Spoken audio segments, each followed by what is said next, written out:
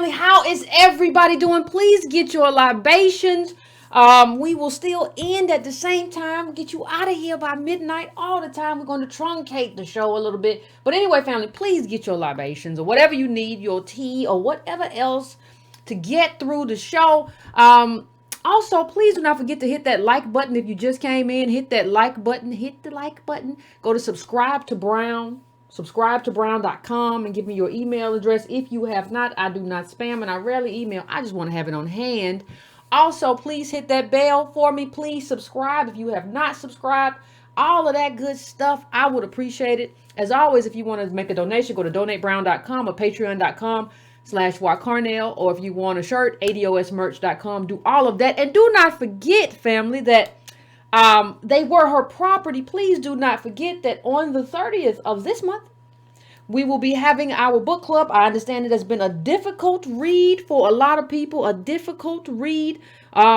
we're gonna get through it, and we're probably gonna have a lot of calls that day. So, we're not there yet, but just keep in mind, everybody, when that day comes around, and today too, just try to keep your call concise, just out of respect for the other people who have also read the book and want to get in, or in any case, just want to get in and have the conversation regardless. So just try to do that, family. Okay, can we just respect one another? Now, we're going to have to talk about a couple things during this show. One of the things, as you see on the thing, Booker dropped out. And we can't talk about Booker without talking about Kamala and what it means and what we have to do going forward. The things go together sometimes. And when they go together, you got to put them together and have a conversation together. Okay.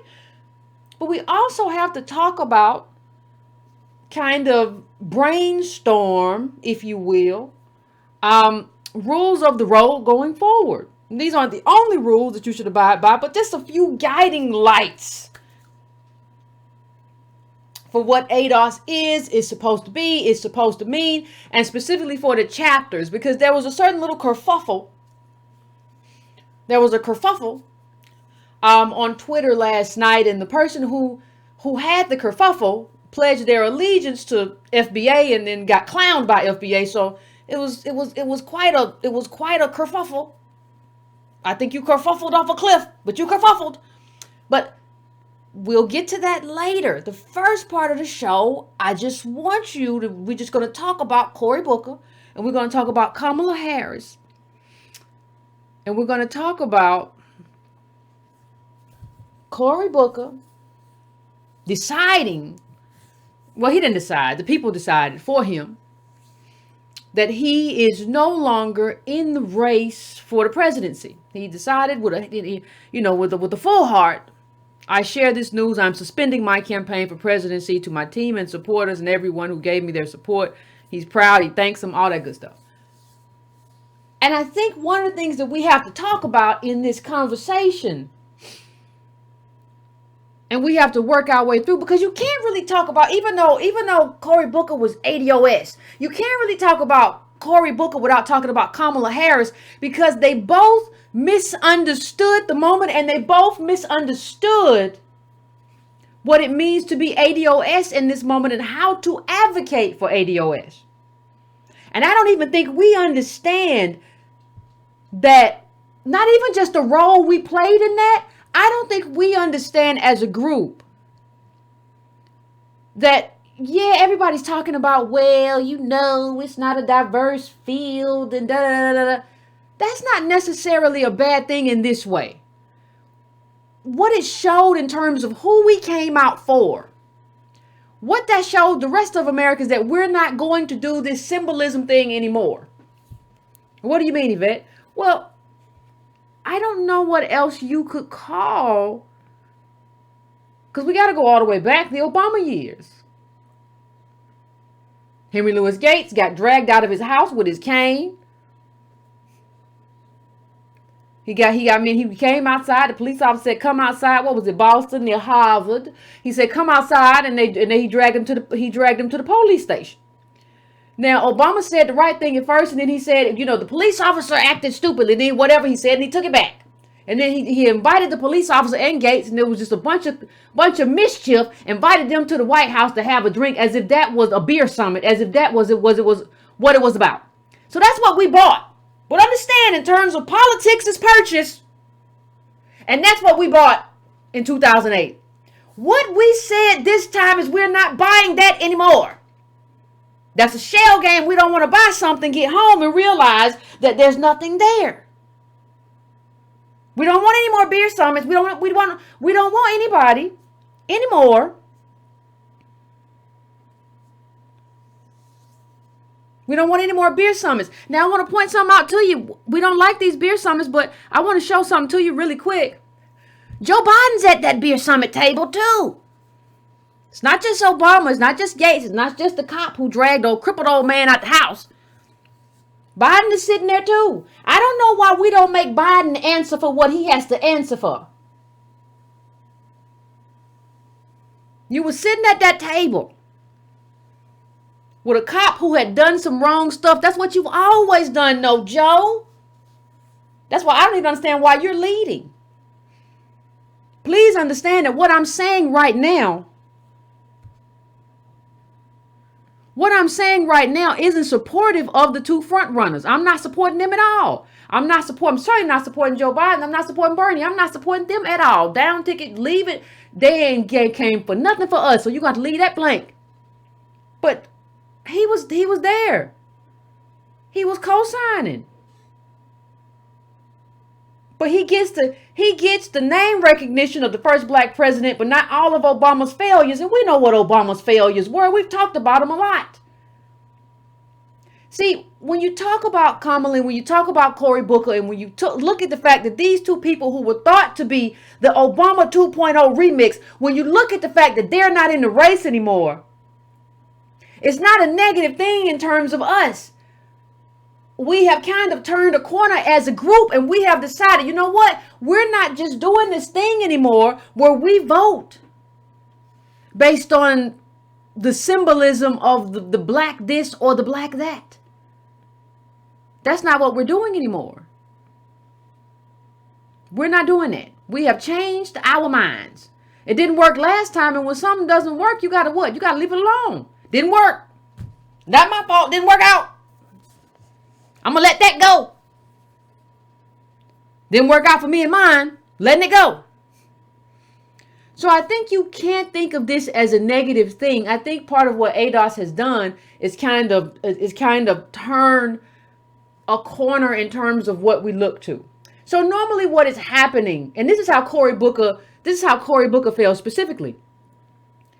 Kamala felt a different kind of way, but it's similar. There's a thread that connects the two. Cory Booker fell because if you all remember the show I did about Cory Booker, and you can go back, if you weren't watching it, you can go back and look at it. Cory Booker actually benefited. His family had to file a lawsuit or something for the neighborhood, the state, something like that. He benefited, and he came in like his parents were professionals. He benefited from being able to file that lawsuit, and I think the NAACP came to his aid or whatever. He benefited from policies for ADOS. And I understand he supported HR 40, but he didn't do that until he was in a campaign. Him and Kamala submitted it, whatever. That's great. But you benefited from the policies to benefit ADOS, but you didn't full-throatedly push those policies as an ADOS candidate. See, understand, your responsibility, if you benefited from these kinds of policies for ADOS, your responsibility when you become close to power, or when you do something, or when you run for office, is to push those policies in favor of ADOS. And that's what we're looking for now. We're looking for now policy prescriptions to solve our problems, which at the center of it is the racial wealth gap. That's what we're looking for. And you can't come out talking about love, and our campaign is love, and love solves everything, and we got to come together. You can't do it. Well, then some people will say this. Well, Yvette, he can't do that. If he does that, he's going to lose. If he does that, he's not going to be able to win the white vote.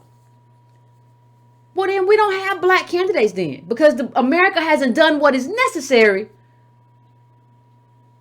in terms of our group to give us a black president. I would submit to you that we've never had a black president in terms of what blackness means in this country in terms of systemic oppression, multi-generational oppression. It's black, it's not flat. It means something different in different places. I would submit to you that we've never had one, and we're not going to have one. The only thing we will have are imposters. What good is an ADOS president if the president can't be ADOS? What good is an ADOS president if the president cannot advocate policies full-throatedly that benefit ADOS? What good are you in that space if you have to navigate around us and whisper about us and not talk about us? I'm going to try to help you a little bit as if we're not full citizens. Because they bottom casted us. America hasn't done the work to elevate us to the point to where we need to be elevated to have our own president. And if that's the case, I just need everybody to be real about it. If that's the case and America hasn't done the work, that's okay. That's what I know. Let's just be honest about not having done the work. Don't try to give me something and tell me something was for me when I know it wasn't for me. I know what I'm looking at. I'm not crazy. So you had Booker and Kamala who were not. Kamala came out and what she said, let me see if I can find this clip. Everybody coming out and saying wild stuff. She said, and Booker came out and talked about how we're the same country. I posted about it on Instagram when it came out. We're the same country, and we don't. He tried to do that Obama remix. There's not a blue America or a red America. It's one America. Shut up, Obama. I think when Trump got elected, he showed you that there's a blue and there's red, right? So in so many ways, Booker just misread the moment anyway. This is not a moment for yoga. People were looking for the first yoga president. People were not looking for the first Buddha president. People were looking for the first president who's going to fight. And we were looking for who's going to specifically address our material needs. Let me tell you something, ADOS. Let me tell you something, family. I don't care who it is. I do not care who it is. If somebody starts talking mess, I need you to, and I put this in the other section, but I'm on in terms of chapters. But in terms of your mindset, if somebody starts talking and you realize whatever they're talking about does not improve the material conditions. Now that is your economic positionality, right? Of you and your group, because we don't do individual agency here where you get rich and run off. We're talking about group uplift, collective uplift. If somebody starts talking about something, ask yourself, the first question you ask yourself, how does this improve uplift? How does this, what they're talking about, uplift me and my group? If somebody is talking about something, I don't care whether it's a joke or whether it's a policy or whether it doesn't matter to me. But you have to ask yourself as you assess what they're saying. If they say, well, ADOS, assess, okay, is the thing that you're offering, does the thing that you're offering improve the material conditions of my group? Are we economically uplifted? If not, you have to understand that you're being finessed. You can be finessed by people. You can be finessed by politicians. You can be finessed by a lot of people. But that's just what it is. And numbers matter. That's what matters. So we have to understand these things. We have to understand that we're not going to allow candidates anymore to come into these campaigns and instead of doing what is necessary for ADOS in terms of improving our lives, what they're doing is this. They're using us as a doorway to an office. We will not be used anymore as a doorway to your personal ambitions. You want to be president? I don't care. You want to be senator? I don't care. You want to be dog catcher? I don't care. The question becomes, okay, you want to do that? Voting is an exchange. So I will give you your aspiration, whatever you aspire to. People have a lot of aspiration. In exchange for policy that benefits ADOS. That's the exchange. It's not complicated. And if you don't, I will let you fail. I will let you fail. That's what Democratic down ballot is about. If you all don't come through, you got time, but if you don't come through with some kind of ADOS agenda, a black agenda with a reparations as a heartbeat, if you don't come through with some kind of plan, I will let you fail. And don't try to scare me with all this, we got to get Trump. I will let you fail because that's what teaches you.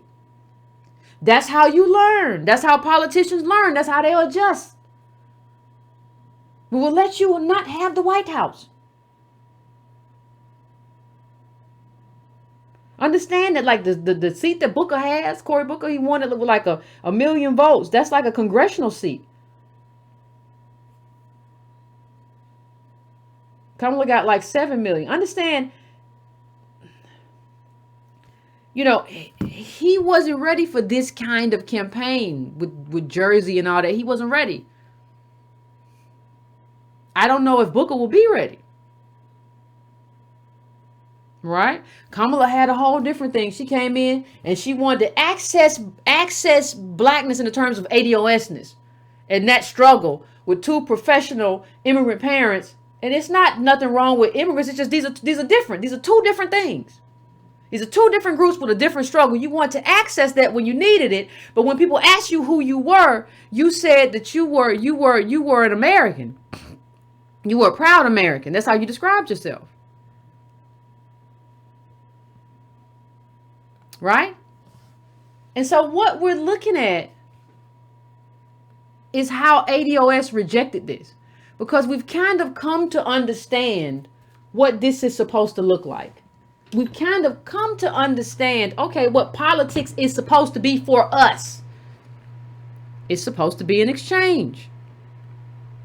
That's what it is. I'm sorry if people don't understand that and people don't get that, but we're talking about an exchange. Here it is. Kamala Harris sees herself as a proud American, but you announced from Howard University on MLK Day.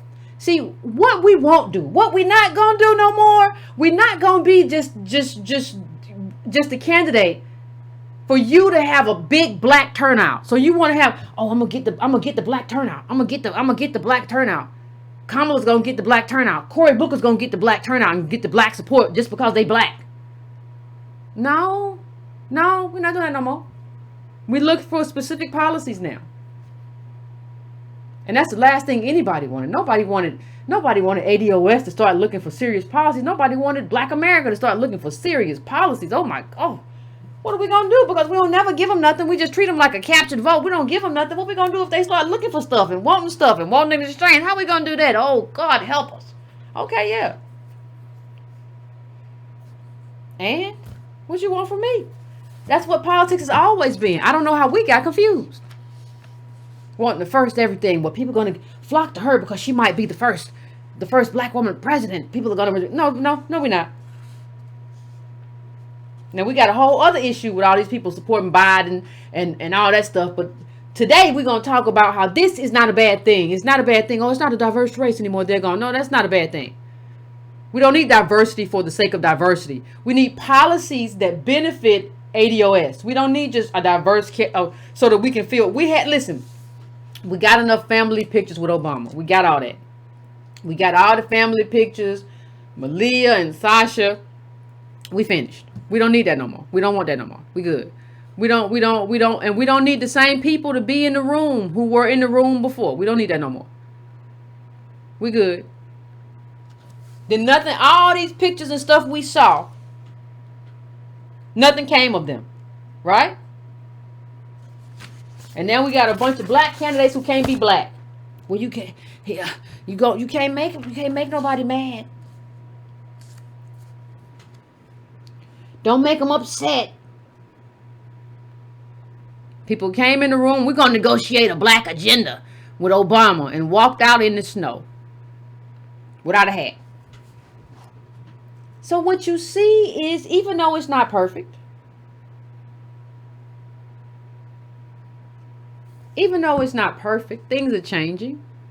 We're changing how we assess politicians, and that's a good thing. There's nothing to be ashamed of here. We just have to discuss how we move forward, and we're going to do that. But there's nothing wrong with anything that happened. All these people deserve to lose.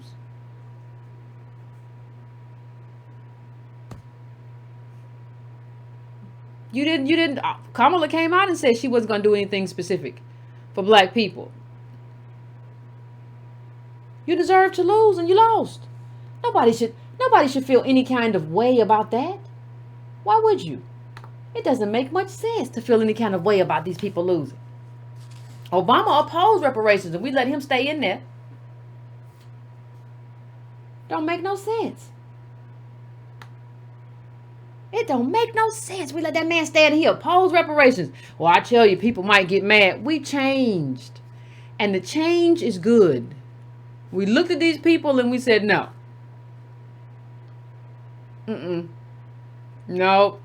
We keep asking you for something specific, and you keep telling me about how we got to love each other, and you keep telling me that you're not going to do, no, we're not going to do it. And that's okay.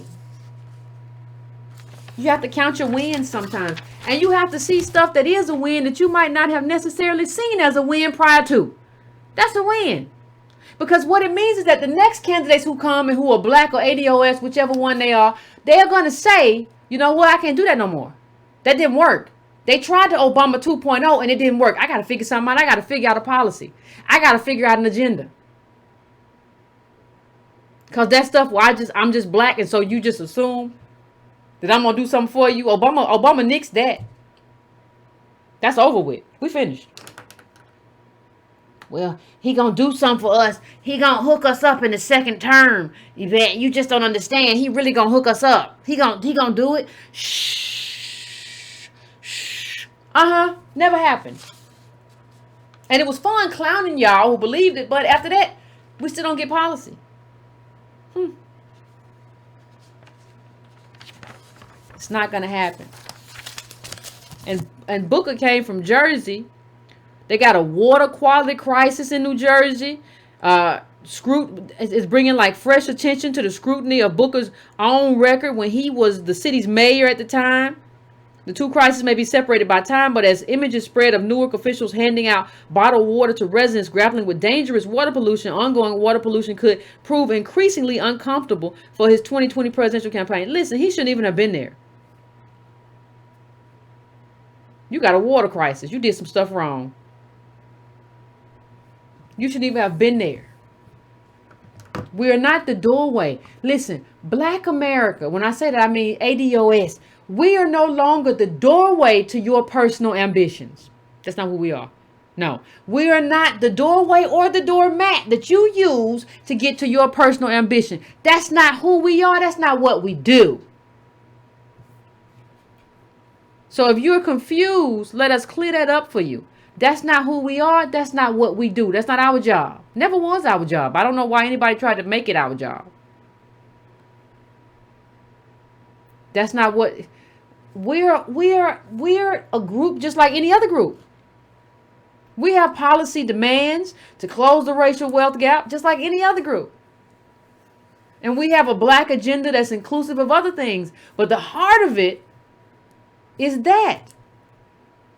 And that brings me, to my next kind of, after Kamala and Booker done fell off, it brings me to my next part of the conversation.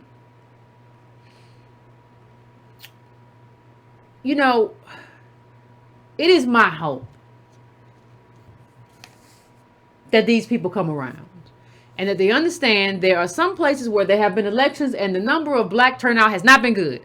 So it is my hope that they come around and say, no, you know what? We have to respond to ADOS. We have to give them a specific agenda.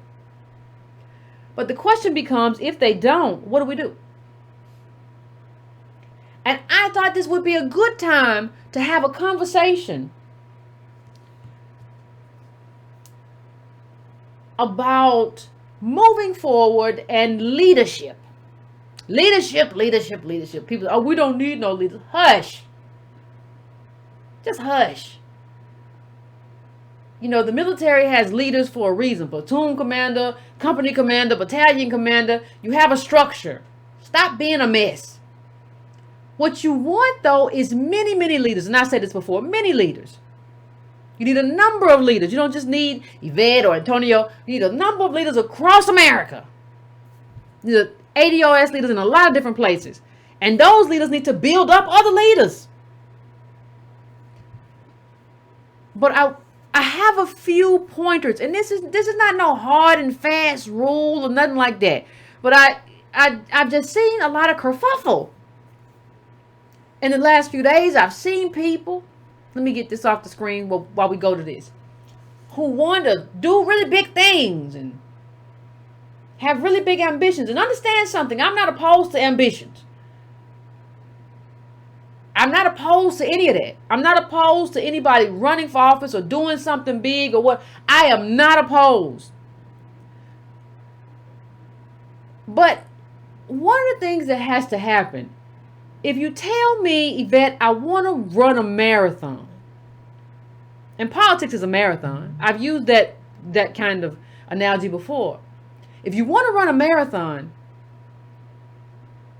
and you can't run 3 miles, me and you gonna have a problem. Because everything that you need to do, politics is no different than life. Everything that you need to do is in the process. So I'm going to ask about your process. If you want to tell me I want to do some big thing, I want to know about your process. If you want to tell me I want to run a marathon, I want to know, how often are you running? What is your diet like? Don't just tell me you want to do some stuff because you want to get in front of a camera and you want to get attention. You want to show up for the marathon so people can interview everybody who's there for the marathon. Well, you're here for the marathon. How are you doing? And they interview you and you make it to mile 2. A marathon takes work. Consistent work. And as we talk about chapters and everything we do going forward, we have to talk about people who want to go from A to Z and haven't done any of the alphabet in between. That's not what this is. This has always been a marathon. And to run a marathon, you got to get up every day and run. Now, running could be reading books, reading articles. We're going to discuss what running looks like. But you got to get up every day and run. You can't tell me I slept in. You can't tell me 6 months later, well, I'm at mile 4. That's as far as I can go. I can't go no farther than mile 4. Well, what you gonna run a marathon for? Do you know how long a marathon is? I'm still gonna run it. No, that's in your mind. You haven't trained for a marathon. If you haven't trained for a marathon, don't show up for a marathon. You got to be getting up and running every day, or whatever your regimen is. It might be every other day. You got to eat for it too. You got to know how many carbs, how much energy you need for how long you running. You got to have equipment for it. What kind of shoes do you need? What you going to be running at? You going to be running on the street? You going to be running on all? You going to be running in the woods? What you going to be on a trail? What you going to be doing? See, there's a lot of people who are talking about doing big things in ADOS who haven't even. Do you have bylaws in your chapter? Let's talk about some of the stuff we're going to need. Because we haven't had self-interested advocacy for a long time. So when you talk about your chapters, do you even have bylaws? Do you have a process for excluding someone who may be an agent provocateur? People say, no, Yvette, it's just a lineage. We don't have no, it's a lineage. Yeah, but this lineage has always been anchored in politics to redress the harms done. If you have somebody in your group that is causing problems, what is the process? How is that written up in your chapter? Do you have a process for ousting somebody? Because that happened, what was it, like Black Lives Matter? Somebody was acting up and got violent and stuff like that, and they had to go to court and get rid of them. Do you have something in your, do you vote? Is it majority rule? Is it 2/3 rule? How do you deal with agents of chaos? How do you deal with agents of provocateurs? Y'all could be somewhere doing something and somebody just throw a table. Now, how do you make sure that person's gone?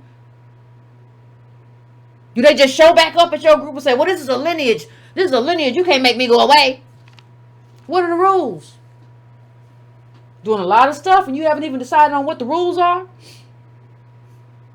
What are the rules for exclusion? Anybody who tells you we're just a lineage is a twit.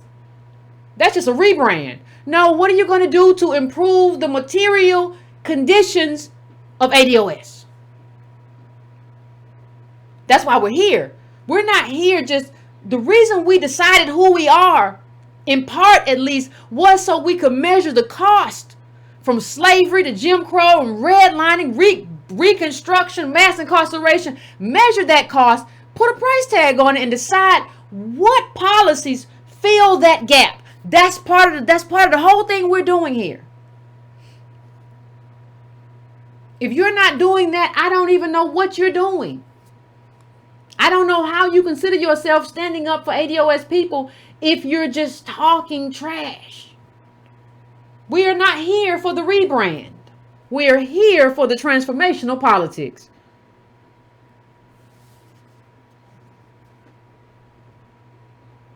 And you can't tell me, Yvette, I'm going to run a marathon, and then come to me and say, well, Yvette, can I run the first half and you run the second half? Huh? No, I run almost every day. You run your marathon. You got to train yourself. I'm going to train myself, and we're going to come together as two trained people and run. We can run side by side, but I can't run for you.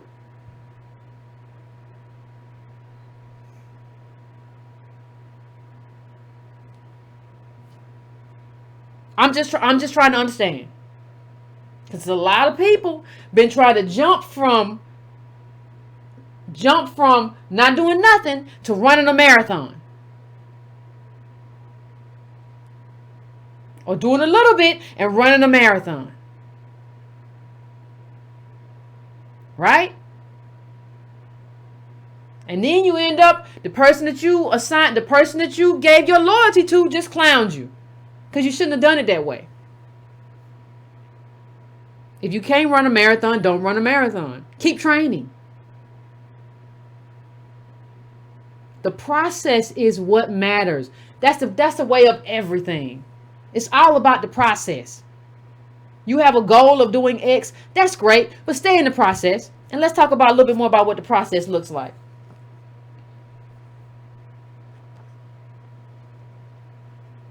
You know? Let's talk about what the process looks like. We got to. Not just crawling before you walk, that's part of it. But like, you have to have other rules as well. Why do you go into, and I've seen this happen like 3 times so far. Listen, if you are, there are ADOS chapters all over America now. If you go into another chapter, state or whatever, to do something, check in. They might have something that they're doing. Communicate. Is there a directory of phone numbers where we can communicate? Because we're doing stuff nationwide. Is there some kind of directory? Are we communicating? You can't ever come into somebody else's turf. Right? They might have something planned. So something happened. This happened like 2 months ago. So something happens. There's going to be an event. Now, the ADOS chapter that's there is going to be at that event. And then you going to come to that event too. But y'all got 2 totally different plans about how y'all going to deal with that event. No. You got to coordinate. You got to work together. This is a space for collective uplift, not for individual ambition. If that was the case, me and Antonio would be doing every interview thing we got. We do a lot of interviews. We don't do every and each one. You know why? This is not a space for that. This is not a space to do everything just to get attention. If it's going to be beneficial, if we think it can help, if we think the person who's asking the questions is being fair-minded and acting in good faith, then okay. But you can't do everything just because you want some kind of microphone or some kind of shine. I don't even know where you think that's going to lead to. It's a lot of egos. You have to drown your ego in a bathtub. Just take it in there and kill it. That's the only way.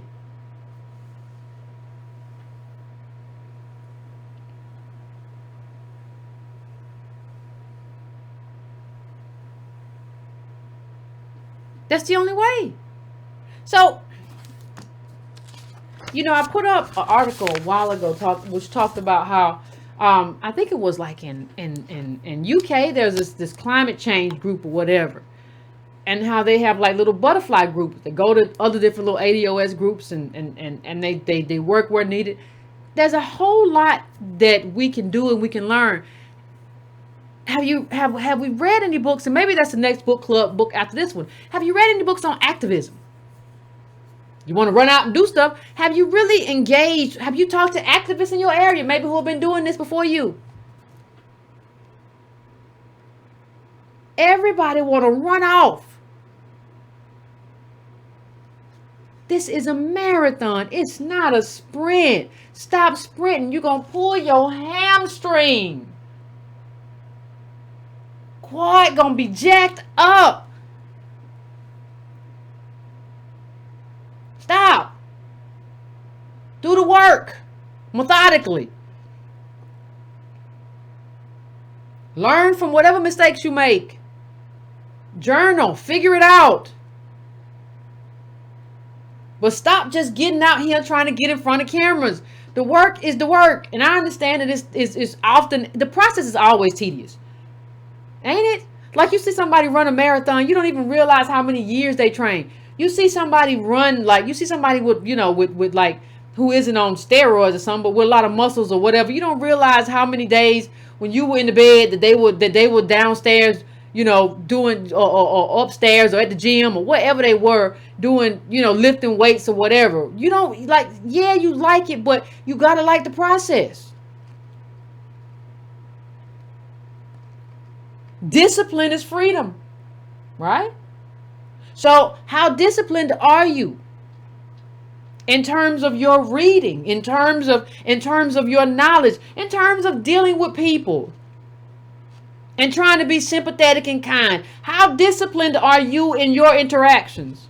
Or do you pop off real quick and start calling people names when they get on your nerves? Or do you make a mess on the internet? Or do you make a mess on Twitter? Or are you just a messy person who the minute somebody pisses you off, you want to share a whole bunch of stuff that you shouldn't be sharing? That's not a disciplined person. You a messy mess. You're going to have problems with people who just tell everything that's been said. And people are like, well, Yvette, you put boy screenshots out after years of hearing that lie. He been lying since 2017. So yeah, in 2019, I finally said, okay, enough. But some of y'all get pissed off and have one interaction.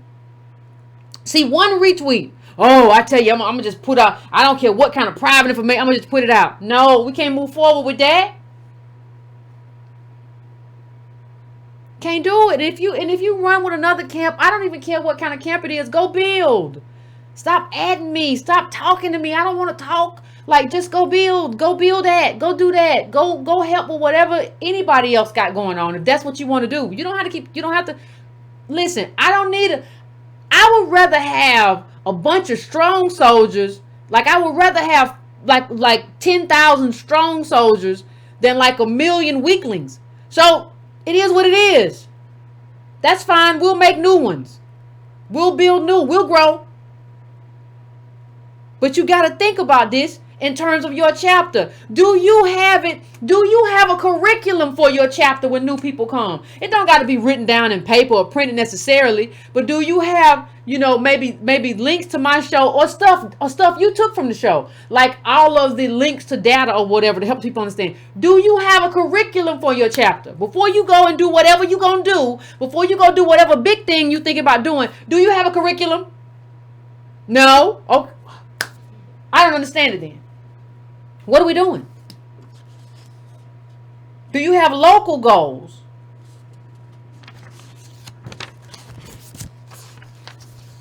Because do you have local goals? Now understand something in terms of how I feel.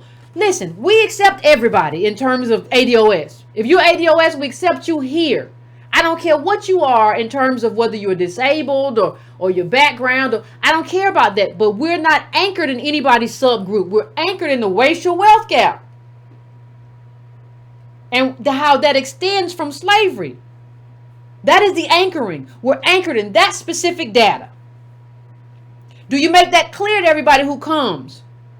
That doesn't mean if somebody's working on housing for ADOS that you can't do it. But do you have as your chapter, because your local chapter is your local chapter,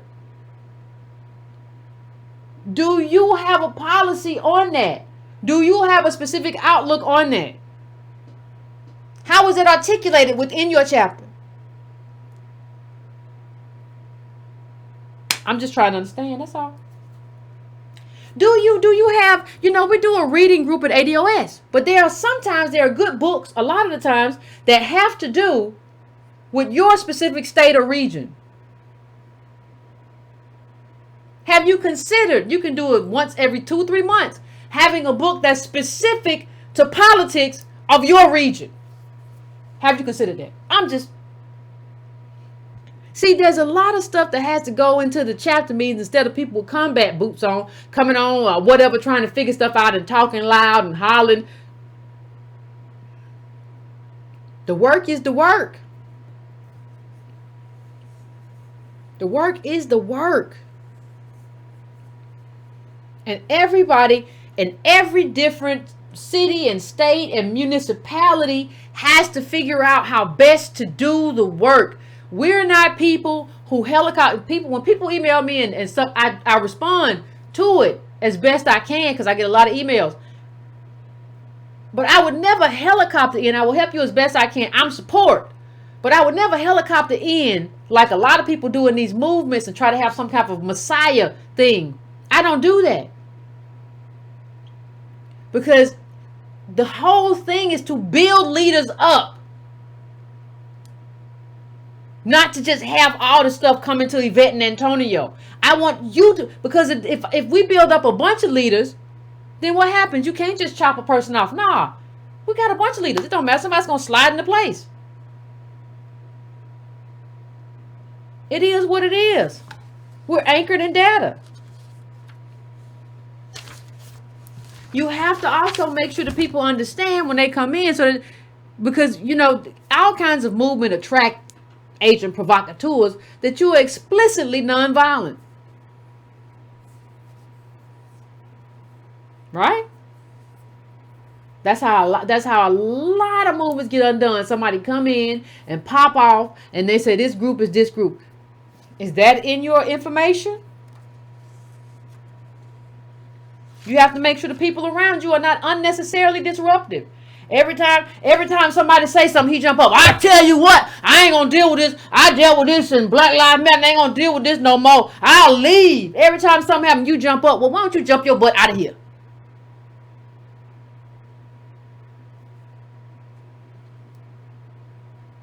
ADOS is nonviolent. Somebody said, who's nonviolent? ADOS is.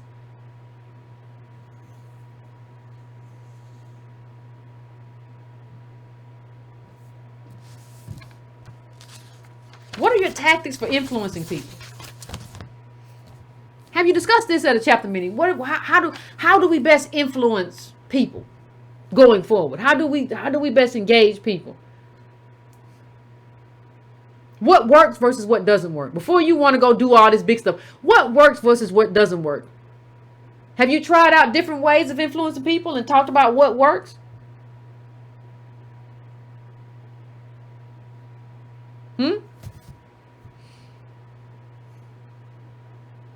We talk to Marlon, we talk and Chris a lot in our monthly calls, and it's just like,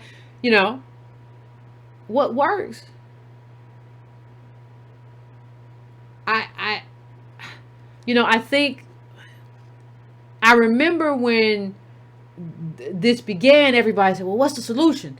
And nobody really understood, well, few people really understood that the education is the bedrock of any solution. But it's almost as if we have this thing where we just want to run out and do action. I want to run outside right now and just do something. I don't care what it is. I need to do something. And that's how we needed to vote for Obama, but we didn't realize that, like, a seat at the table is not food on a plate. We realized it with Kamala and Booker, but we didn't realize it then. So a seat at the table is not food on the plate, and doing something just to get attention is not a policy demand. It's not moving the needle. And the one thing, the last two things I will say is that, first of all, and I've said this before, but just you have to keep this in the forefront of your mind. Don't be ashamed of whatever circumstance that you are in, because your circumstance, that circumstance is built out of like slavery and the crude disadvantage. That is the doorway to good politics. That life experience, trust that experience. That experience is the doorway to good politics. And the last thing I will say is this: nobody has a right to an uninformed opinion. Nobody. In the chapter or here, nobody has a right to an uninformed opinion. You can have an opinion, but if it's not anchored in data and information, you have no right to it. And so, as we go forward, I want people to kind of pull back just a little bit and think about what they need to do for their specific chapters, how they need to move, what everybody needs to write, what everybody needs to understand, what direction. And let me just say that the chapters will be different based on demographics, based on who's the people who are leading the chapter. Some people may have rotating leaders. Some people may have elect leaders that stay there, and they will. This is what you get to create in this moment. You get to create a kind of politics that fits the demographics for where you live. That's a good thing. Lean into that, but lean into the process. This is not just a vehicle for individual aspiration, although I'm sure we will have, and we've already had some people who run for small office or whatever. I understand that will happen, absolutely. But it's not just that. There's a whole process here. So, fam, it's about that time. I am going to go to the calls. As usual, give me a few minutes up the phones. I will be back. I want to hear what y'all have to say about not only the chapters, but Booker and Kamala and what this means in terms of going forward, what it means in terms of presidencies and black politics. And I want to know kind of like what you think is going to happen. Like, are any of these politicians going to come around? If they don't, we going to shoulder the blame? Like, let's talk about it. Let's talk about it, fam. But give me a couple minutes and I'll be back.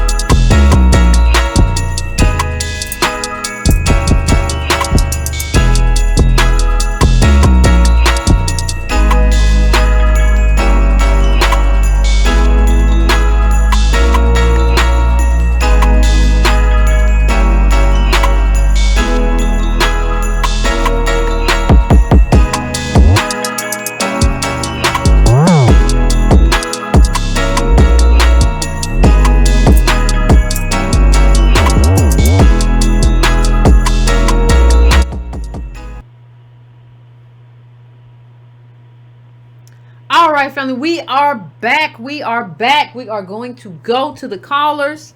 We are going to go to the callers, see what everybody has to say. We are right on schedule. Schedule. We are right on schedule. Anyway, let me see. Let me make sure I got that off right. Let me see. Yeah, that's fine. All right, family, let's go to the first call of the evening. Let's go to 860. I'm coming to you, 860. What's your name? Where you calling from? What's on your mind? Hello, Yvette. Hey. This is Alicia Jenkins. I'm out of Hartford, Connecticut. Hey, what's Do you going on? remember me? I'm the young woman that you told to leave and whatnot, and I totally agreed with you at the time. I'm still here. I went to the conference I remember. this past October. So Happy New Year. Happy New Year. Thank you so much. So I'm going to get straight to it. I got two things that I want to say. One is I had a really interesting experience yesterday at a conference I went to about Black women in business. Okay. And two, I am starting to do a chapter here in Connecticut, in U.S. Connecticut. And I'm working with people here, and it's been a bit of a struggle. So quickly, yesterday I went to a meeting. I'm an artist. I went to a conference with other Black women. Most of them were boomers. I don't know if they were ADRS or not. They were talking about Black business and being an artist and all of that. And I asked them the question about if they had a payroll and if they, the right questions. If you have a payroll, how many employees do you have? And it was a resounding, we're struggling. We don't have the money and we don't know why we're struggling. And I was like, we're struggling because we need reparations. You cannot do this work. Even though we're artists, we cannot do this work without being political. And one of the boomers who was leading the conference, he was like, we can't do that politics stuff. We're artists. And I was like, I was very disheartened by it. But I kept that in mind to ask the right questions in that space. And I will continue to do that as an artist. So thank you again for that. No, thank you. And they're going to be starving artists. You're going to be a starving artist if you don't want to do no politics. Like everybody does. Everybody does politics. I don't even know why. Like you don't have to do it. Like even if you got somebody to help you do it or I don't even understand like why people don't believe that you have to do advocacy. It's a political world. I don't understand it. But I'm gonna let you finish, Carl. I'm sorry. Well, and I agree with you. Like I kept stressing that our lives is politics. Being Black in this country is a political thing. Our existence is politics. And they were stressing that funding is the reason why we can't do politics. Like the donors, the private donors might not donate or give us funds because of us doing political work. And if we're going to do it, we have to be nice about it. We can't delve into racism too much. We can't delve into the lack of access. And we can't question why is it that white artists are getting the $1 million and we have to settle for $3,500. We can't question that. There were like 5 Black millennials there, and we questioned and pushed back and forced them to really reconsider the space that they were in, because they were talking about stuff from the 60s, trying to give us those old tools for today. And I was like, no, you got to modernize this. You can't ignore that we're in a different era, and we have to be political. Our existence is political. So I pushed that forward hard yesterday. And in regards to ADOS chapters, I've been on the calls and everything with Chris, doing the weekly calls, and I've been working with people out here in Hartford, Connecticut. And yes, it's a long road and a tough road. It is a marathon, but I'm feeling like I don't feel like I can do it, even though I know I can. I just feel really drained. So what advice can you give me in regards to me also giving to my people here on how we can just keep going? Well, I think the best advice I could give in terms of keep going is you have to do one thing at a time. Like, and I know that sounds simple. Okay. I know that sounds simple. But like it's the advice they give all the time. Like if you're gonna clean your house, like cleaning your house may seem like I gotta do the dishes, I gotta vacuum, I gotta do this. No, promise yourself, like give yourself a specific time where You're just going to wash the dishes. That's it. That's it. Yes. Like even if your work with a chapter is like, well, I'm going to read this article on, like if you were in Loudoun County, like this article about the UN and hookworm. Give yourself like manageable, bite-sized tasks that you have to do. Don't tell yourself, don't throw yourself into the thing and then you start doing this and I'm gonna do this today and tomorrow I'm going over here to the council and tomorrow I'm going over there and well then you're just gonna burn yourself out. You have to, I'm not saying you don't go there. You definitely go to meet and talk to your politicians. That's part of it. You definitely do that. But you can't do that stuff all the time and throw yourself into it so hard that like the next thing you know, you've used up all of your energy store. You have to give yourself manageable. And what's manageable is different for different people. Like some people can manage a lot and they have, they're very high energy or whatever. Other people can't manage as much. You have to know yourself. And when you know yourself, you know how to break down what you can do and when you can do it. And what you can do and what you is going to be dictated partly by what's going on in your own personal life. So you need to write down like this is the thing. And I'm a big fan of writing stuff down. This is the thing that I need to do for ADOS. Like this is the thing in this week. Maybe the thing I do is read this article. Maybe the thing I do is if my ADOS chapter or whatever is if we're going to have a book club or whatever, I'm gonna read 8 pages or whatever. Like you have to have manageable to-do items, manageable action items. But you can't throw yourself into something. That's how you get overwhelmed. You don't do that.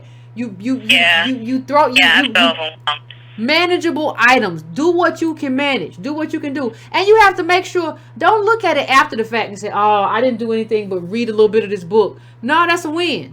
You got to count it as a win. Because that means you're still in the game. Yeah, count that as a win. Thank you. And with that being said, like right now I have a podcast. It's called The Champagne Elephant. And I talk a lot about specific politics in Hartford, Connecticut. So, and even in doing that podcast, I only have 2 episodes right now. Like that is a lot of work. And I also am reading the book. They were her. Huh? I said, you ain't got to tell me. What you say, hon? I said, you don't have to tell me that broadcasting and podcasting and whatever you want to do is a lot of work. I know that. Yeah. Yeah. Of course. So I feel you.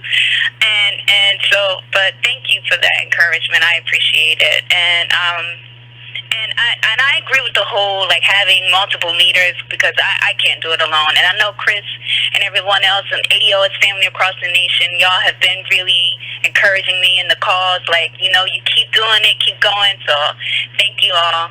And let me say this. Let me say this. You're starting, right? So like if your original plan was to have a podcast a week, understand that you don't necessarily have to stick to that plan. Like life happens. I mean the best thing you can do. I have a lot of that. Yeah, make sure that like you say, well, what I want my priority, because whatever you want to do, your identity will really determine it. And so I want to, instead of just putting out content, I want to put out really good political content that moves people and it's actionable. So if it takes me 2 weeks to do that as opposed to 1, that's what it takes me. And I'll get better over time.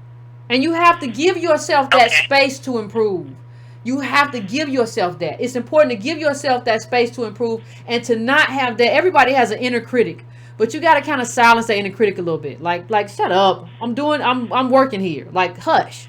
Like I'm going to put out what I'm going to put out. It's going to be good and I'm going to improve over time. And if I, eventually give yourself a time, like in a year and a half, maybe, if you want to put it out there, but just concentrate on being a better, like not just podcaster, but a better political thinker or a more informed person. And you will eventually be a better podcaster. Like you will eventually be better at what you're doing. But just concentrate now on being that person. Don't concentrate now on doing. Concentrate now on being what you need to be. And you'll get there. Thank you. No problem. Thank you. You're very right about that. I appreciate it. Yeah, don't overwhelm yourself. Thank you. Also, the worst cough. All right, fam. Let me go to the next caller. I'm going to 318. 318, what's your name? Where you calling from? What's on your mind? Is it me, George? Can you hear me? 318. Yep. What's up? Yeah, I have 3 quick points tonight. This is Joy calling from, I'm up in Seattle now, but originally from Shreveport, Louisiana, the Duke. Okay. And I work at the schools now as an analyst. And so I work in education, and I have my own inside business called Kudos, Koodos. Y'all probably see me on Twitter all the time. Okay. So my 3 quick points are, I was recording a podcast probably this time last year. My podcast partner was called Speak Freely. We talked about basically civic engagement, politics, policy, and all that stuff that politicians all wrapped into one. And he asked me, what do you think of the 2020 election? Who do you think is going to win? And I said to him point blank then, probably after listening to you and Tone for about 3 to 6 months at that point, that a Democratic candidate is not going to win unless they have a black agenda, unless they have a plan for reparations. It's not going to happen. After seeing how people had kind of gotten fed up with what Obama didn't do, and the fact that just because you look a certain way doesn't mean you're going to do what needs to be done, that I said at that point, a population that has been loyal to the Democratic Party has had the veil lifted up. And we're at the point where if you do not have a specific black agenda, an ADOS agenda, a reparations plan, then I don't see a path for a Democratic candidate to win at this point. And the result of that is that Trump is reelected. You can, dated January 13th, 2020, that's my prediction right now. Unless we see a candidate come out with something that is going to get black folks out to the polls, I don't see a Democratic candidate coming out ahead of Trump. Go ahead, Carl. I'm sorry. The second one I had was that I was at home this weekend, and I had actually a door knocker come to my door working with the Elizabeth Warren campaign. He didn't really tell me he was with Elizabeth Warren, but I saw his flyer and it had her face plastered on it. So I kind of came into that mindset with who he was. And so he's asking me, okay, I'm here today. I'm just coming out to see what you think. And the first question he asked me was, if you could vote today, who would you vote for? And, I hate asking that question because I think there's still plenty of time for candidates to come up with something that's going to get me out to the polls in a national election. But I'm like, the only person who I've heard is even close at that point, Marianne Williamson had bowed out, was Tom Steyer. And I felt kind of goofy saying that, but at the same time, like, this dude is the person who's closest to saying on day one, I will do this, instead of, blindly signing on to H.R. 40 or the similar Senate bill. Okay. And so they go down the list. And then the second thing I said was, if the candidate doesn't have a plan for reparations for African Americans for ADOS, then they're not going to get my vote. He's like, I hadn't heard that. That's something. And then I had to explain to him what H.R. 40 was, and then I had to explain to him that there's a corresponding Senate bill 1083, and for him, this balding white guy probably looked like he was in his 30s, 40s maybe. He looked like a deer in the headlights about me saying that this is my number one priority, reparations for African Americans. And it goes down on the list, and the only thing that's as close to a concern for Elizabeth Warren on her policy is something that's broadly called race relations. And I'm like, that's high on my list, but that's not even close to what I'm talking about. Mm-hmm. And then point 3, I just wanted to comment briefly on the ADOS chapters. I'm one of my degrees is in organizational leadership, and then after formally studying what it means to be a leader, and then after 10 years in the military, like we talked about earlier, military has a structure for a reason. I was a platoon leader, and then I was the operations manager, and then I was a detachment leader, and then ended up being a captain before I got out. Based on those situations, and then just knowing, being a part of the black community, and knowing, what it takes to really be a leader in our community, everybody's not built the same. Everybody can't do it. And before we blindly accept folks as leaders, we really got to evaluate, like you said, what are they coming to the table with? What do they bring? Not just, they say the right words, but really looking at their history and saying, does this person have the knowledge, education, the wherewithal, the willpower, the confidence, are they full-throated? It takes all that stuff, and it's not going to be somebody who just, showed up and they're the only one who wanted to do it. It's way more than that. So I believe in any movement that's supposed to last, it's got to have organization and leadership, no matter who it is. It's got to be somebody who's going to get it done. Well, and let me just say this too. Let me just say this too, fam. Like I remember I was on this show one day. I said I've been doing this since 2011. And somebody corrected me and said, "No, Yvette, the first time I remember seeing you and hearing you talk about black politics was 2010." Understand it's 2020. Like I've been in this space for 10 years, and I've just started to get traction the last 3 years. Right? That's 7 years worth of just patience. You can't be in this space without being willing to be patient. Like all of this kind of microwave politics stuff, that's not the way it happens. You'll be doing something for a long, long time, and all of a sudden it'll pick up. That's just the way it is. Nothing you can do about it. If it picks up, sometimes it picks up quick, sometimes it doesn't. But that's just the way it happens. You can't get here. You got here 6 months ago or a year ago, and all of a sudden you want to.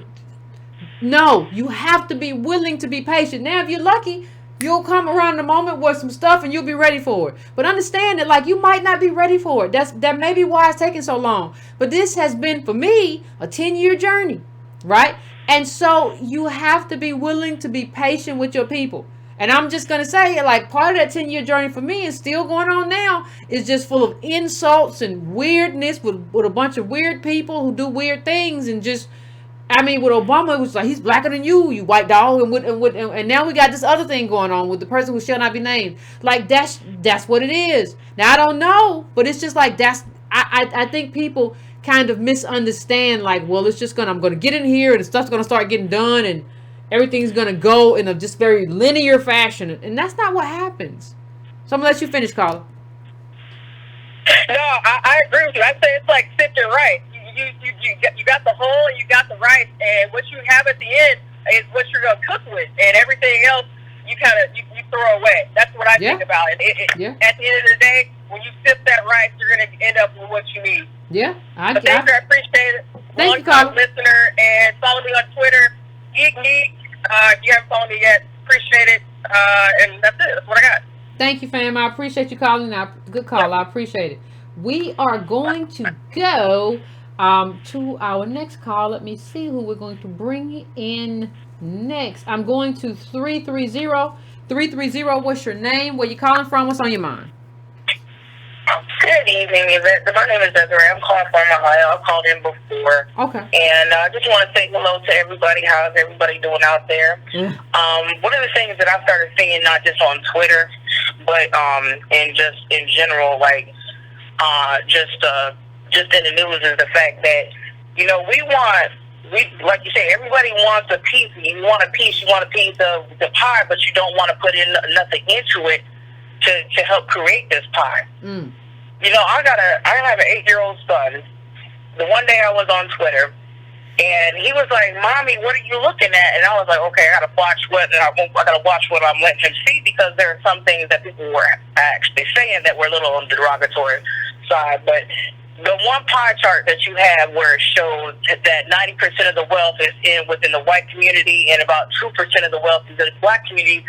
I'm married to a Puerto Rican man, and my husband had to tell my son, "You got a double whammy on you." I said, "But it's even worse because, you are from an ADOS parent, you're really going to have it rough." And when I had to sit down and break it down to him and tell him, like, "Hey, look, you see where all this wealth is? That means a lot of people over here that doesn't look like me, that doesn't look like you, have a lot of things to pass down from one parent to their child to their grandchild. Over here, this is where we are. I have nothing to give you. My parents had nothing to give me.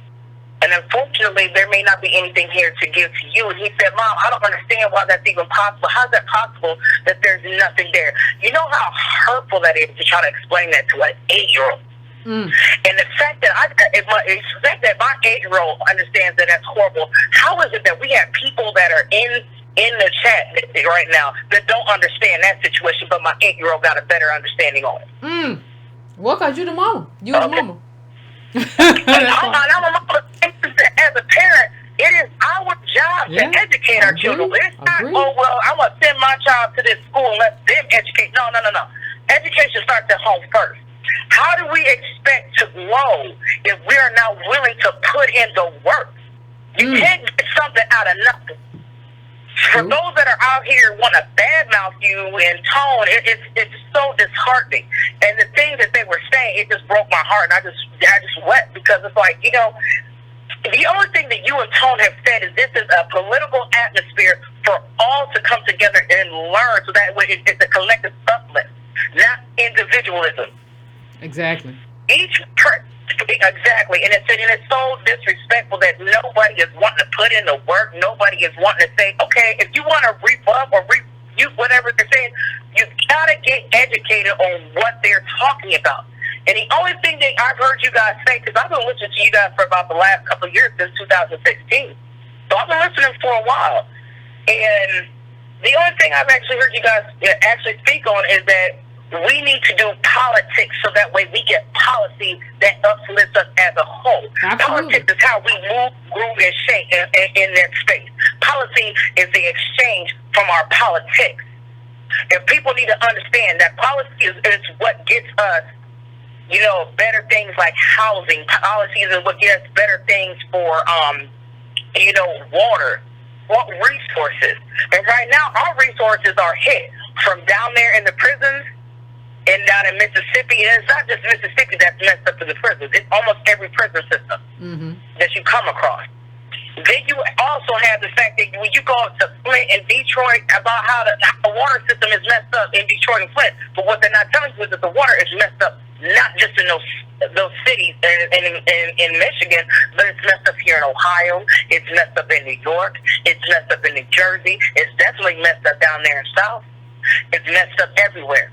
And it affects our people the most. We need to stop with the petty squabbles. For those who want to come at you and talk, stop with that pettiness. If you want to sit there and talk about what they're not doing, what are you going to do to be in a collective uplift? It's more than just lip service. It is. You got to have boots on the ground, getting the business and getting that work put in. Yeah, it's more than just tearing somebody down. So, like, you can tear me down all day, but like, what are you doing?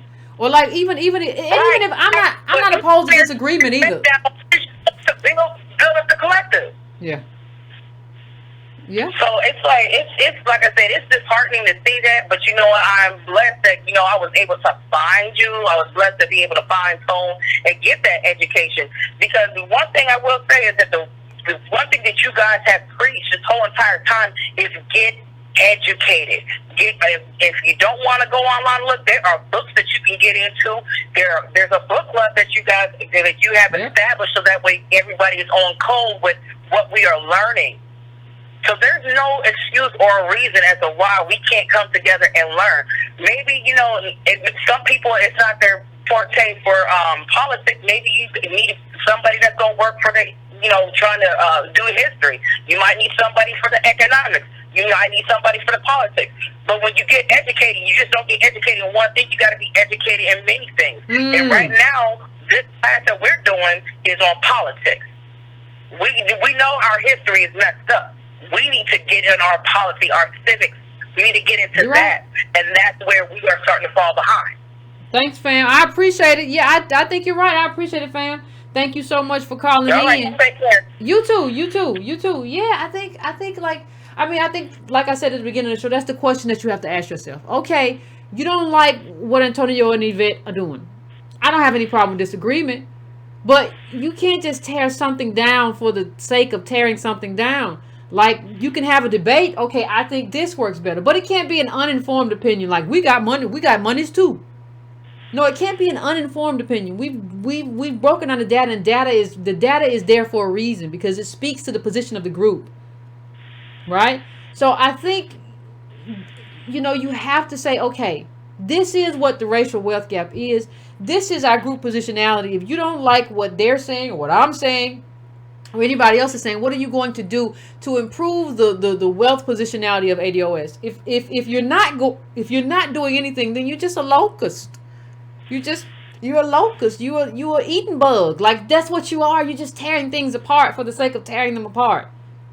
You're just a person who wants to watch the world burn. Like, that's very destructive, and you're a destructive person if you are that person. I think we have to use that to kind of make an assessment, because we'll listen to somebody who say, yeah, they over here doing chapter meetings. Ha ha ha ha ha. You're a moron. Like, what are you doing? You're at home right now playing video games, talking about how ADOS is doing chapter meetings. And then, like, whatever we do, when we get wins, you're going to benefit. But you're the same person like mocking like a meeting, like doing the work and mocking what needs to happen just to get the attention of another man. It's really what you're doing. That's weird. But anyway, I'm going to the next call. I am going to I am going to 708. 708, what's your name? Where you calling from? What's on your mind? You there, 708? I do not hear 708, so I am dropping that call. I am going now to 619. 619, what's your name? Where you calling from and what's on your mind? Hey, what's up, Yvette? This is Prince calling from San Diego, California. What's going on? Yeah, I just wanted to call you and thank you because I've been a long-term listener. Even back in the Voices days, you're actually the reason why that I listened to Voice. And then after you jump ship, I kind of jump ship. Yeah, no, I got it. I wanted to thank you very much for the energy that you created in the community. And I've done in my community, like it's appropriate that you're talking about leadership. So I've done a lot of stuff in my community based on information. I read a lot of the books. I read The Color of Law. I didn't finish Where We Go From Here, but I'm doing that right now. And in 2006, I emailed you a couple of years ago. We did a voting guide, a black voting guide, where we got people from the community to talk about what initiatives help us, even though they didn't directly, because of we're a very minority here in San Diego, which is about 5%. But we were able to talk about what could benefit us in the best way, even the stuff that didn't even matter. And we had dog issues, and we talked about that, about how much information and money we're going to allocate for people with dog issues, and we talked about that as a collective black people. And also, too, we've been hosting events where we've been kind of courting black candidates, and we recently got a lot of people that are on a local level to talk about reparations, a lot of the times because they really want attention, and they don't have what they thought they would get in terms of support from everyone else, so kind of they're circling back to black people saying, raising their hand, saying, I got something for you. But also, too, we're doing a reparations event, and we wanted you and Tony to be a part of it. I've also emailed you and hit you up on Twitter, but it's a very serious event. When is it? When is the event? It's in April. April, that's far away. Okay. Yeah, but I've hit you up everywhere, and we're trying to find everybody. I think I saw it, but I don't remember the date. I think I saw it in my email. You sent my email? I think I saw it, but it was far away. It's an email, and I Twittered you. So, okay. But this is a very real thing, very serious. I've been donating for you years ago, and I've been donating for Tone years ago. I'm definitely a part of this, and you've helped inspire this kind of thing. And this event's going to be really big, and you are a mandatory, important part of this. Oh, so we need you there. San Diego, we were talking about it earlier. We got to have you two there. So how do I get in contact with you before I get off the line? Well, no. You did the right thing. But if you don't hear back from me, hit me again at editor@breakingbrown.com. And DM me. I probably check my DMs more than I check anything. So my DMs are open. Great. So I'll hit you up at editor@breakingbrown, and just thank you because you've inspired a lot of people here. I know the ADOS San Diego chapter, and they're going to help working on this reparations event too. So you're really a blessing, and thank you, fam. I appreciate it. Needle a lot. I appreciate it, fam. Thank you. And if you don't hear from me after emailing me, if you don't hear from me after emailing me, hit me up on the DMs. Okay. Okay, great. Have a great day. All right. Thank you, fam. Thank you. I appreciate the love. And we are going to go to our next call. We are going to go to 301. 301, what's your name? Where you calling from? What's on your mind? Hello. How you doing, everybody? Thank you for taking my call, Yvette. No problem. I'm Rashid over here from Maryland, PG County. Okay. I'm calling in. Give me a quick second. Trying to not disturb nobody, and I also want to read out an event that's going to be happening tomorrow with Maxine Waters. We're going to be from the DMV chapter up here. We're going to be going out to this event. Okay. It's on the brink of homelessness. It's at 2128 Rayburn House Office Building.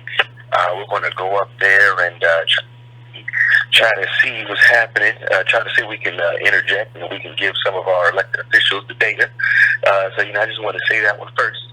Okay. And I also wanted to comment on the sprinting, how we got to run a marathon. I thought it was very funny because when I was reading all the information on Twitter, I thought to myself how the first time I called in, earlier last year.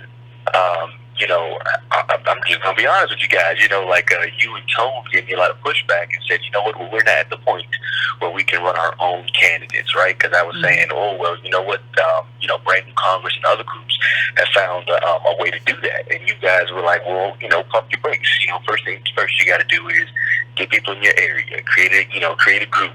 From that group, have an echo chamber. Have that echo chamber try to see, if you can go through these steps, if you can, change politics in your area. Because running a candidate is very expensive, and even trying to get people into the low cost, into the low paying government positions, even if they already have low paying positions, is very hard because people drop thousands of dollars for a job that only pays like $2,000 a year because its position and what it can do in government, like that social capital we were talking about before.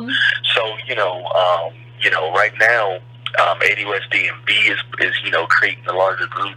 We're trying to make sure that we can, they have a mobile building now. ADOS Baltimore is trying to do the same thing. We have a small group of individuals who show up regularly. They have individuals from the from city council seats, and people who are running for Congress show up and talk to us. So there's a lot of work that you got to do, just to get, an inch. So, I didn't understand what was happening with the march or anything like that. I still don't understand. But it was a lot. The comments. Yeah, I've been reading the comments, and I saw some folks talking about people who got dragged and they tried to jump ship. So I'm like, I don't know what the heck is going on. But I just, you know what though? Let me just say this. I always pay attention to how people try to jump ship. I always pay attention to people who jump ship and never DM me. Like, you just jump ship and you post a bunch of stuff, but you never say, Yvette, you got this wrong. Like, Yvette, I need to talk to you. Like, Yvette, you never say that. You just jump ship and post. Like, I pay attention to that. I pay attention to how you move and how you deal and how you work and how you complain about Yvette don't talk to me. But when this stuff goes down, I don't get a message. I got a message from somebody, but I don't get a message from the person that we talking about. It's always interesting to me how people move, and like when people throw tantrums, I pay attention. I pay very close attention to tantrums. That's all I'm gonna say. Well, you hit me back. I'm gonna say that one. I shot you a message out the blue, and you were like, I was saying thank you for all the work that you do. I'm not gonna lie, I was actually pretty surprised that you actually checked your DMs, but now you hit me back within the hour. So I mean, I'm not saying that's for everybody. I'm not saying I'm special or nothing, but I'm like, thank you. And I thought that was funny. And I also thought, it was after class, you actually do check your messages and actually respond to it, and try to help out whatever best you can. But so no, that was my 2 points there. Don't be discouraged, everybody. Make sure your elected officials tell you, a note to your face. I hit up Anthony Brown like 3 times at 3 different town halls. I had to hound his daggone Benjamin Wolf, national director. Like, I had to hound him on LinkedIn. I had to hound him across all his social media to find out when the heck these daggone town halls were happening. And then they released it like 3 days in advance. Thankfully I have a job where I can edit my hours.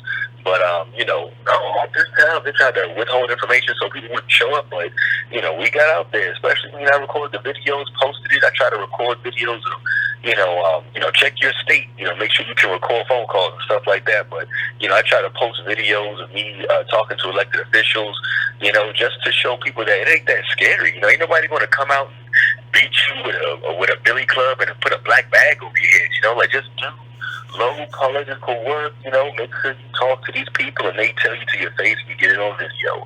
Because when it comes time for the challengers to show up, you can always show up to a challenger and be like, well, this is their stance, what's yours? So absolutely. That was all I had. I'm gonna bring up the line. Let someone else talk. All right, thank you, fam. I appreciate it. And yeah, like even if I don't respond, a lot of times I read it. Like, some of the stuff isn't a question when you DM me or whatever. It's just like, Yvette, check this out. I check it out. Like, there's nothing that I don't read. Like, so this I did it like, oh, you don't do. No, I did. You just didn't. And it's always, what I think it too is it's usually better too to DM me than to email me. You can email me. I check the emails too, but I check the DMs with more frequency, because I think with everything that's been going on, I'm on Twitter more, especially as of late. The last like month or so, I've been on Twitter way more than I usually am. So I'm usually in there. within the hour. Not all. I can't be in there all the time. It's maddening. But I'm going to 717. 717. What's your name? Where you calling from? What's on your mind? 717.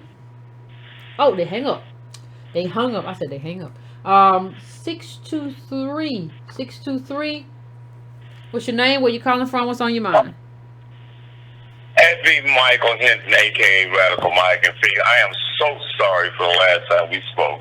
But anyway, we love you right here. Thank you. I got one thing to say. It seems to be a overwhelming kind of understatement with what's going on, because when I'm on your live chat, and I see a lot of people talking about a lot of other things other than ADOS and not putting hashtag ADOS in their comment like they really identify with ADOS, which brings me to the question of who's serious.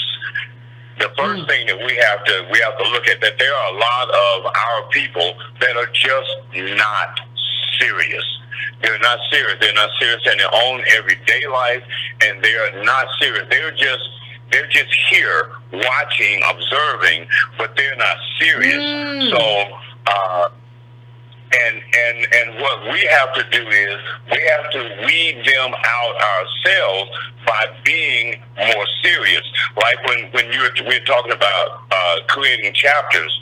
Well, for the first thing that we need to do, people that are in the chat, when I place in the chat that I'm from Phoenix, well, other people that are from Phoenix need to just kind of like automatically identify.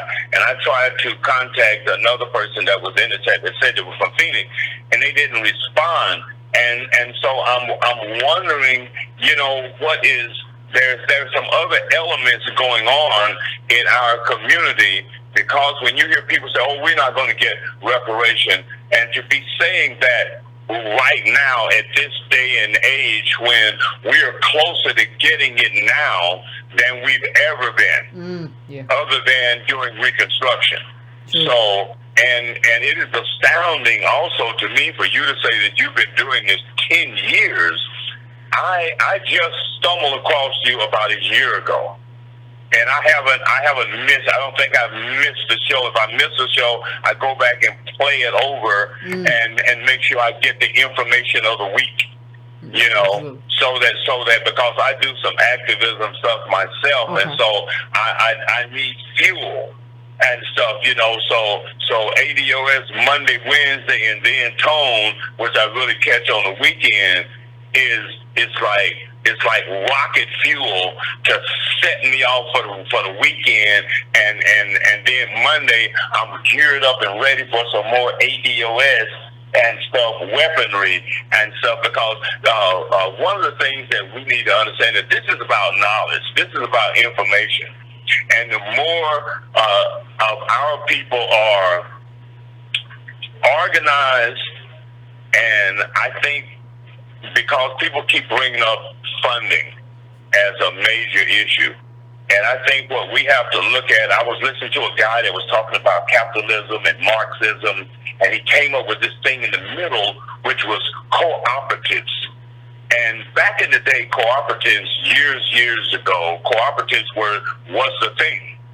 And I think what we need to do as chapters is form them as cooperative political organizations. So we are a collect. We don't need a leader when we all are all in. I mean, we all are putting our all input in for a particular results or achievement that we're trying to accomplish. Whether we are setting up a community market. Here's my pushback against that, and I'm not saying that. Here's my pushback. And this is how I feel. I feel like if you are a chapter, I'm not saying you shouldn't cooperate. What I'm saying is this: the buck has to stop somewhere, right? I think sometimes, and this is my pushback against everybody who says everything has to be leaderless. You have to have the buck stop with somebody.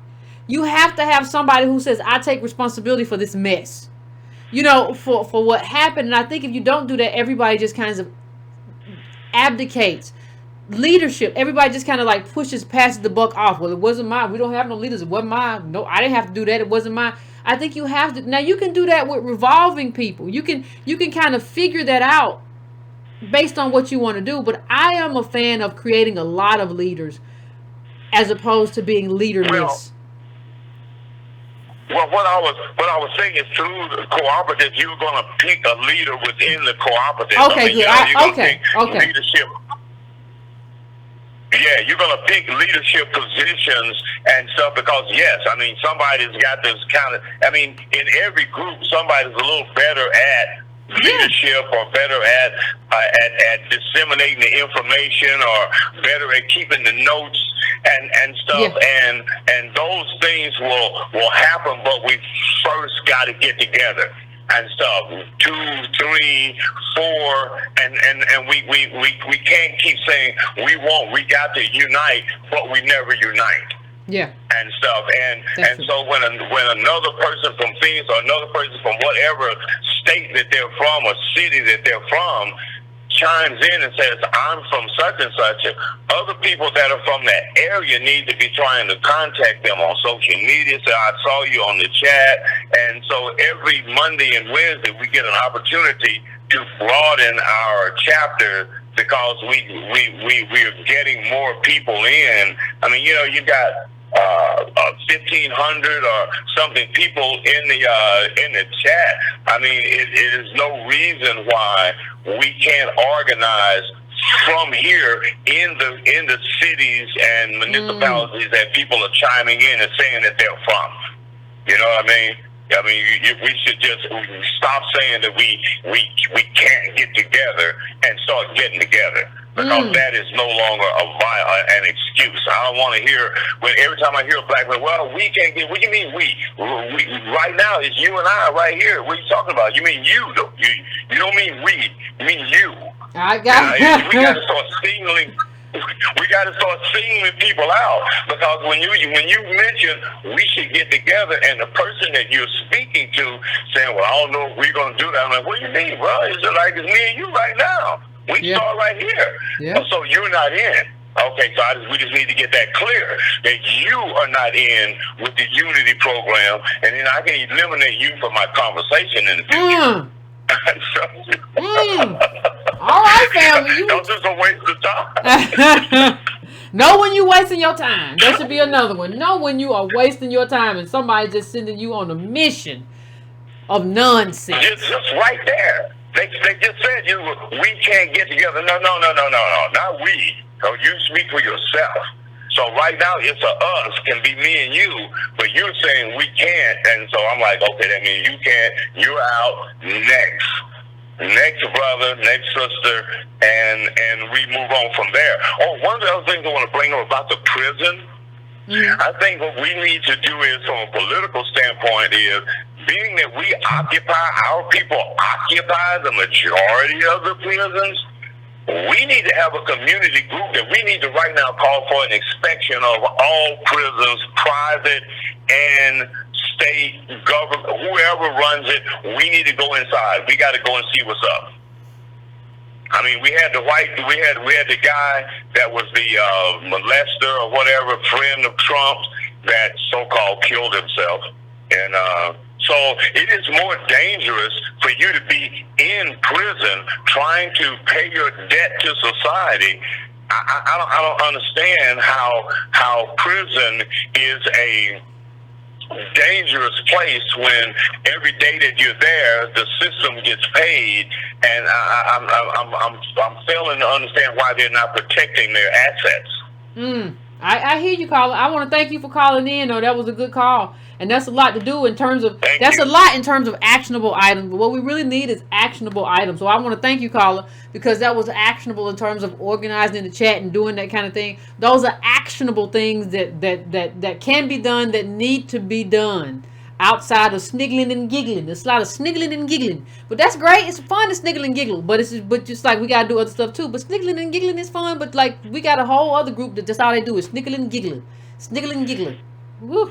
Anyway, I'm going to the last call, fam, because I said I was going to get out at around midnight so everybody can get to bed. So the last call, make it worth it. 770-770. What's your name? Where you calling from? What is on your mind? Hello. This is Ian. How are you? Can you hear me? I can hear you fine. What's going on? Okay, nothing much. I'm from the Atlanta area, and I just want to say that I appreciate all the work you've been doing. Thank you. I'm the guy that was on your post, Ian Graves. I was on your post about Tariq, and I was going against a lot of the FBA and the Tariq followers. Okay. I don't know if you remember that, because I know I put a lot about NOI and stuff like that, and you probably was like, it's a little bit too much heat right now, but I just want to say that again, I appreciate all the work you're doing, and I understand though is that we have a lot of people who are not genuine about what side of the fence that they're on, because a lot of people come into the groups, they want to get knowledge because of the fact that they want to get political. They want to get a political experience under their belt, and they know they can't do it in the white community. So what a lot of them are doing, they're coming in with ADOS to get the boots on the ground work, to really take that experience and go somewhere else. Oh. So, what you say? No, I said, oh, you made that's an interesting point, sir. Yeah. Continue. I mean, that is a very interesting point, because you can't really just get in on the ground with white groups and other organizations. So the easy way, because you can't go to the NAACP because they got this structure. So the easy way to get some notches on your belt, come on with this ADOS. You know what I'm saying? And I find this all the time as a moderator. It's like people want to engage because they know that politics is the new wave and the new future. So they want to get some kills under their belt. So they're in here in this space, and they're just doing it and for the sake of just arguing both sides. They just want to get their feet wet. And so a lot of these people I can see and I'm able to weed out, but a lot of people don't see it. But I see it firsthand because of the fact that this lineage, right? This education that you have done has sustained me, from down to the core of my being. When I was homeless out on the street, the only thing that sustained me, I was working homeless, but the only thing that sustained me was knowing that I was ADOS, and the only way that I had that understanding, that true understanding of who I was, and that and that I was part of something great, was the work that you did. So I take it very serious. Sometimes, I might go a little too hard for some, but I'm not doing it for the show, and I'm not doing it to make friends. I'm doing it because this is who I am. And again, I appreciate everything that you're doing and that you've done. And if you stop today, you have definitely moved us as the ADOS group light years ahead from where we were to start. Thank you, Ian. And that means so much to me. I want you to know that. And I think I remember you now. You were on the Facebook page, on the thread, commenting. It wasn't the Twitter. Now you were on the Facebook page commenting on that. I remember now. It took me a minute to click it. I remember your name now. I rember. But that was Facebook. Yeah, on the Yvette Cornell page. Yes, I remember. Yeah, but thank you so much for that. I appreciate that. And I think that's what all of us should hope to do. Is to like move that needle, and like we are a part of something great, and we try to hide that and run away from that because we don't want to be descendants of slaves and everything that came and the oppression. We don't like to think about it. But when you really understand that, you can understand that, and you should understand that as a story of perseverance, as opposed to something negative. Like we are here. We're not supposed to really be here anymore, and we're here. And I think you have to understand, but also part of that story is that you have to keep persevering. You don't get to now like kick your heels up and chill out. Like, no, that's not the group that you were born into, and you were born into this group because you can do it if you want to do it. It's up to you, but you can do it. And so like I think my call to action is do it. Like, do it. You're here. Do it. Let's do it. This is our like hero's journey. So I want to thank you, fam. I appreciate that. Those were wonderful words. Let me let your last word. Before you go, I want to say too before you go, I want to say too, though, is that as a black man and you as a black woman, I really appreciate that there's a black woman who I can anchor myself to, because it's you know, as a black man, it's hard out here, you know, as a black man to really get an understanding of what we go through. But you know, you and Tone have put me on to a lot of information that has helped me just even as a black man to sustain me, and I really appreciate that I can look to you as a black woman, and then I can even look to my future relationships as, okay, I need a woman who's, you know what I'm saying, maybe not on your level because you're on a level by yourself, but someone who at least, you know what I'm saying, has that vibe that you got. You understand what I'm saying? Well, who understands ADOSness? Everybody in the collective needs to understand where we are and what that means. Like, you have to be anchored in what this group is and what this group comes from to understand that. I don't see how anybody, and I've talked about that before. I want to thank you, fam. I appreciate it. Those were wonderful words. Thank you so much. But and I think you have to understand. I don't even know how you have friendships or anything else if you don't, if the people that you're with or the person or whatever doesn't understand, like, this is who we are. And this is the direction. That's kind of what equally yoked is supposed to mean. This is who we are. This is the direction that we're moving. This is how we understand ourselves and whatever the direction we're moving into. It's anchored specifically in something, right? And I don't know, like, what you have if you are not anchoring it in that kind of understanding. I don't care who you're with. It doesn't matter to me. I'm just saying, like, the understanding of group. Right? So anyway, fam, we are at the end of the show. Please hit that like button, everybody. Before you leave, please hit that like button before you get out of here. I would appreciate it if you hit the like button. Go to donatebrown.com if you want to donate. Patreon.com/ycarnell if you want to. But please hit the bell if you have not hit the bell. Please hit the like button.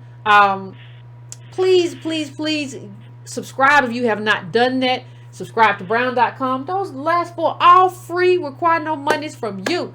But please do that. Hit the like and do all that good stuff. That will be wonderful. That will be great. Do not forget, fam, on the 30th of this month, please do not forget that we will be reading They Were Her Property. Do not forget that. Please read that if you have not read it. Show up for it.